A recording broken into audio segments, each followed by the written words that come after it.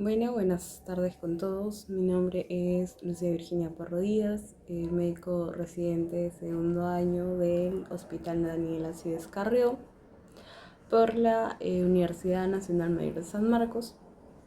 Y bueno, mi proyecto de telesalud se titula La implementación operativa para optimizar el tratamiento de infecciones por enterobacterias resistentes a carbapenémicos en el Hospital Daniel Alcides Carrión en el año 2026-27.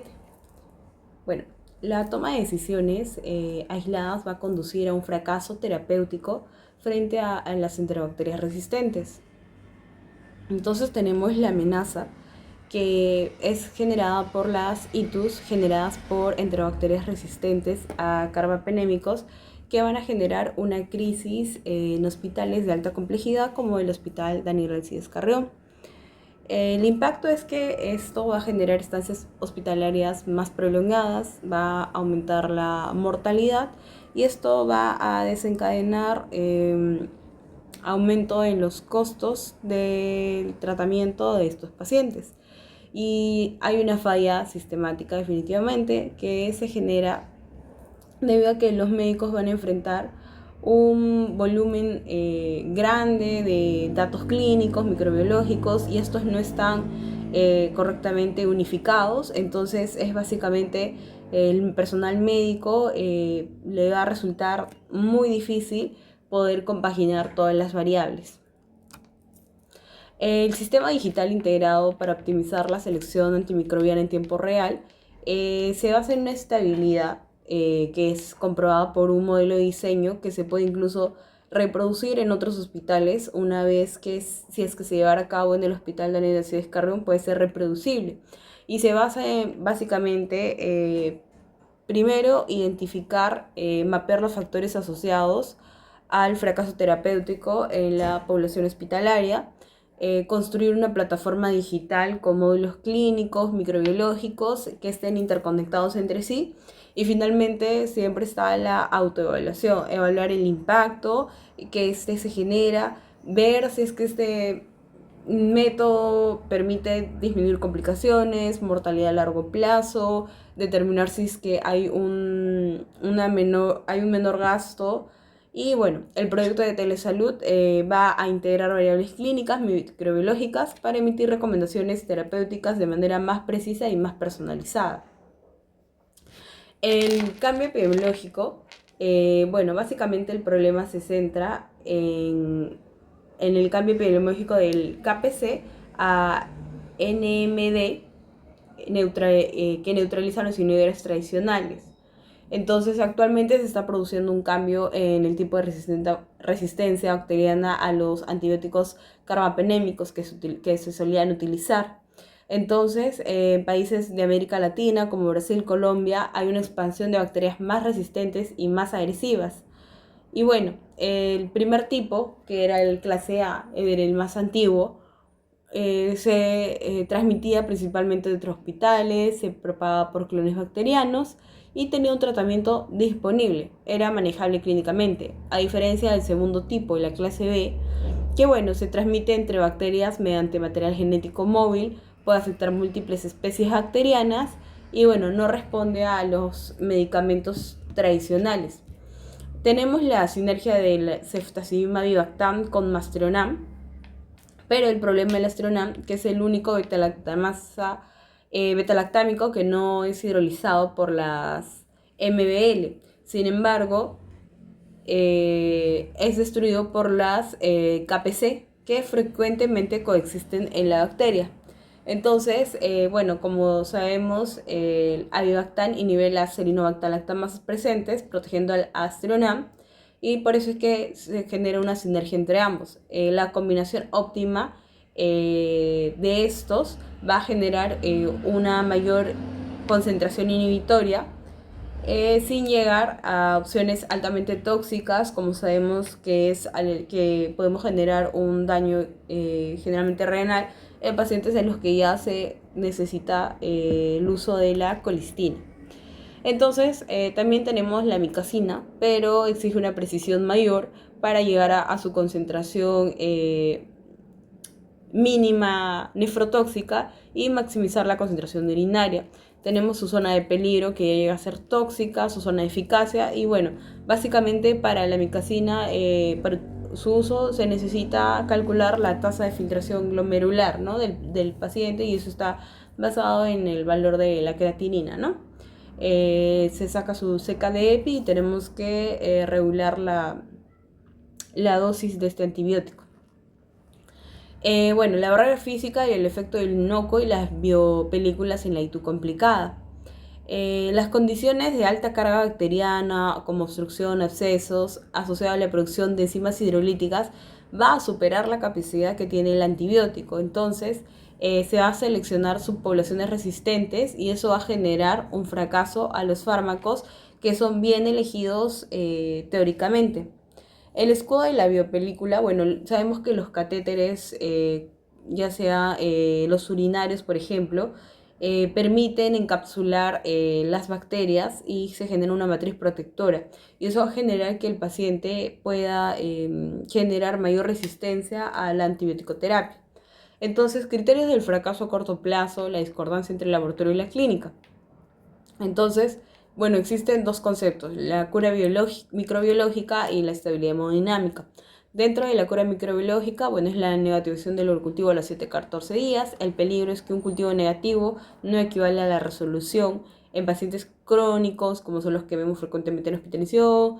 La bacteria sintomática puede persistir o el cultivo puede ser negativo mientras el paciente sufre una falla sistémica por focos no conocidos.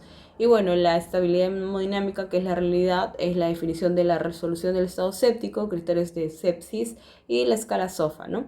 Y bueno, son indicadores de éxito que se regulen, ¿no? La PAM, que se regule la frecuencia cardíaca, la perfusión, mejore el PAFI. Entonces, en resumen, hay que evaluar el fallo terapéutico a corto plazo, hay que unificar ambos criterios, no podemos basarnos necesariamente en solo en laboratorio, también es que tenemos que basarnos en la clínica. Y bueno, hay factores confundentes que están asociados a infecciones asociadas a la salud. Tenemos el índice de Charles-Sloan y comorbilidades que nos permite identificar pacientes que tienen otras patologías de fondo, que esto le va a generar un mayor índice de Charlson y por ende la terapia antimicrobiana no va a ser del todo efectiva, igual que en pacientes inmunosuprimidos o en edad avanzada, que estos pacientes tienen una respuesta inflamatoria insuficiente o puede ser también excesiva. En muchos de estos pacientes suele ser insuficiente, no en los adultos mayores, ¿no? Que no presentan en casos de infecciones los síntomas o características clínicas de un paciente inmunocompetente también. No hay la fiebre, la leucocitosis clásica que podemos ver en otro tipo de pacientes. Entonces esto nos puede enmascarar los síntomas y nos va a retrasar el diagnóstico y bueno, el sesgo del tratamiento también. En los pacientes de mayor gravedad suelen recibir tratamientos de rescate sin ajustes, entonces el fármaco parece menos efectivo debido al efecto basal del huésped. Entonces es importante en telesalud validar la efectividad real de una terapia. Para eso existen modelos multivariables que aíslen el efecto del fármaco de las comorbilidades que ya presenta el paciente. Tenemos el cuello de botella cognitivo porque la telesalud es clínicamente al día de hoy indispensable. Entonces, el límite humano es exigir que un médico procese simultáneamente la resistencia de los antimicrobianos, las interacciones enzimáticas, la tasa de filtración, el tema de las biopelículas, el índice del Charlson y todo eso se puede generar un error humano que va a desencadenar un fracaso terapéutico. Entonces, para esto tenemos la síntesis tecnológica. El sistema de telesalud no va a reemplazar nunca la clínica, pero actúa como un sintetizador final. Entonces, al cruzar la microbiología avanzada con la fisiología del huésped en milisegundos, nos va a transformar un dato, nos va a dar un dato clínico que nos va a permitir un tratamiento óptimo. Entonces, este diseño, el enfoque del diseño es un estudio aplicado con enfoque cuantitativo, diseño cuasi experimental, garantizando control sobre la intervención en un entorno hospitalario dinámico. Tenemos variables independientes y las confundentes que ya se había mencionado. Las independientes, bueno, la edad del paciente, el índice de comorbilidad de Charlson, estado de función renal, la presencia de dispositivos invasivos. La población objetivo de este proyecto son pacientes del Hospital Daniel Alcides Carrión con diagnóstico de ITU complicada por enterobacterias resistentes al carbapenémicos. Variable dependiente del fracaso terapéutico medido a través de la cura microbiológica y resolución del shock con los criterios clásicos que conocemos de sepsis, ¿no? Bueno, entonces se va a ingresar los datos, de manera automatizada se va a enviar los urocultivos, los perfiles de resistencia molecular, los signos vitales, la tasa de filtración glomerular, se va a procesar todo esto y el algoritmo va a cruzar el perfil patógeno con las variables del huésped. Las variables como la edad, el Charlson, la función renal, los factores de confusión y van a dar una recomendación terapéutica que va a generar alertas sobre dosificación más precisa, ceftazidima avibactam, ajustes de amicacina y va a generar ventanas farmacodinámicas óptimas. La evaluación médica, el médico tratante revisa o prueba o ajusta la sugerencia. La decisión final siempre va a recaer en el juicio clínico del personal médico. Entonces, dentro de los aspectos éticos de este proyecto es que se va a cumplir la normativa, ¿no? La confidencialidad médica. Toda la información va a estar encriptada y bueno, la aprobación previa siempre va a pasar por un comité de ética del hospital, en este caso. En cuanto al marco de monitoreo, va a haber indicadores de estructura, de proceso y de resultado.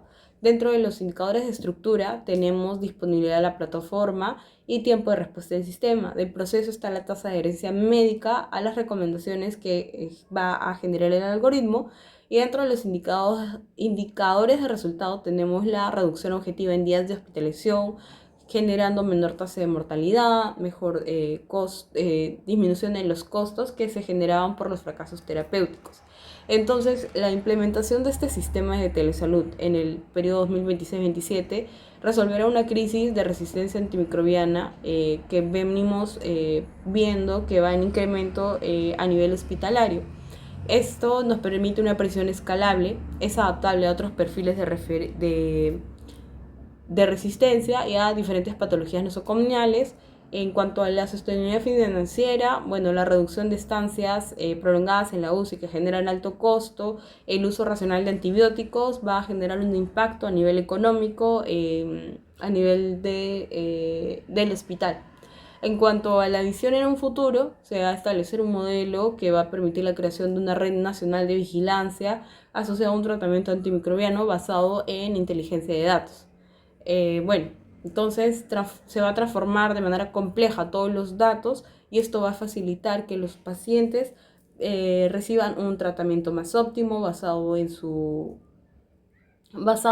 individualizado en cada paciente y con el apoyo, ¿no? de la telesalud. Gracias.